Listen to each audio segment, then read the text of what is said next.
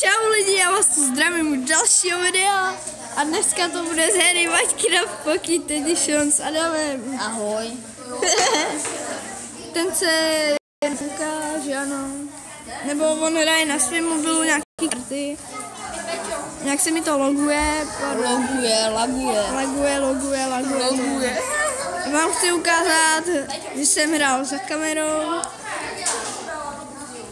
Postavil jsem domešek, ten jsem mám asi.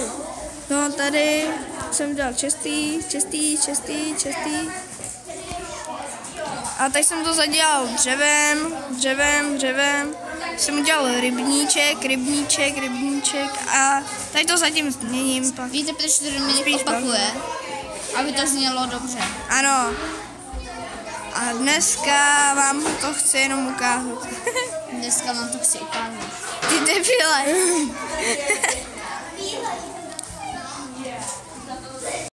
Dominik je sprostý ve svém videu. Ne, tohle jsem nemyslel. Já potřebuju. Za to ti dám dislike. Ne, prosím. Ne, já si dělám. Lopatičku mám u sebe, ne?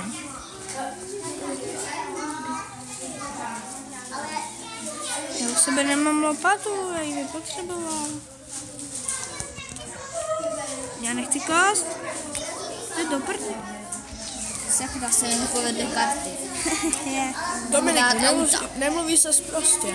Já to vím. Zlé. Ano. Se nedělá. Doprkené ohrádky, bobánky.